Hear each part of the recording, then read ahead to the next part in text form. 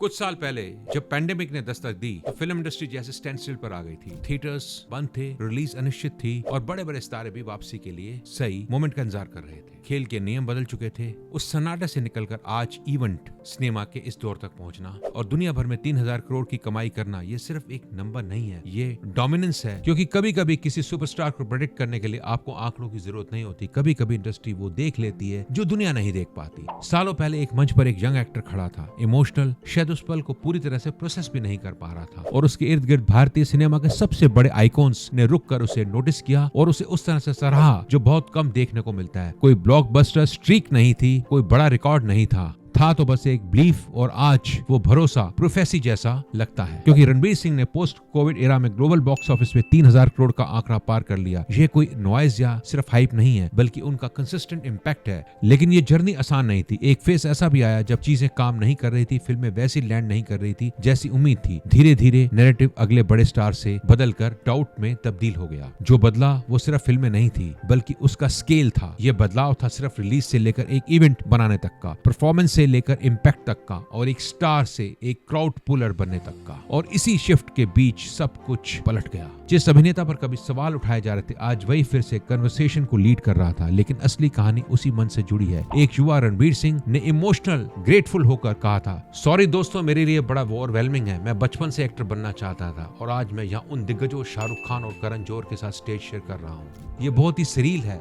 Thank you Aditya Chopra sir, मुझ पर भरोसा करने के लिए।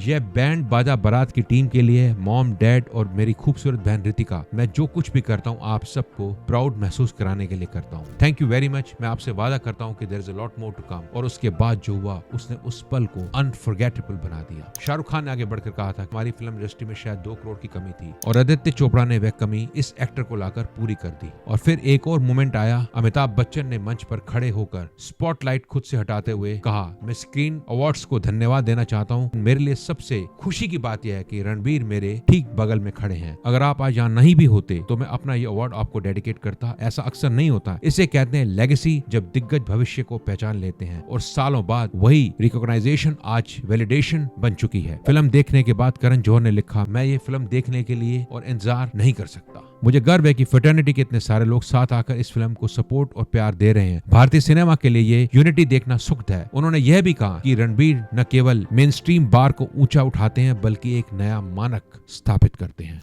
यह आपके कैरियर का बेस्ट वर्क है। आपकी हर क्वाइट स्टेयर, आपका बेमिसाल स्वैग, हर बार आप साबित करते हैं आप ग्रेट्स में से एक हैं। आप हमेशा एक बहुत बड़े कैलिबर के कलाकार रहेंगे और आज वही अभिनेता इस सफर के दूसरे पड़ाव पर खड़ा है। फ्रॉम डाउट टू डोमिनेंस, जज्बात से असर तक। क्योंकि अंत में 3000 करोड़ असली कहानी नहीं है, वो तो बस एक आउटकम है। असली कहानी ये है कि उन्हें सफलता ने नहीं बनाया, बल्कि उनकी काबिलियत को सक्सेस से बहुत पहले ही पहचान लिया गया था। दोस्तों, अगर आपको ये वीडियो अच्छा लगा हो तो इसे लाइक कीजिएगा और अपने चाहने वालों के साथ ज्यादा से ज्यादा शेयर कीजिएगा। Thank you very much and God bless you.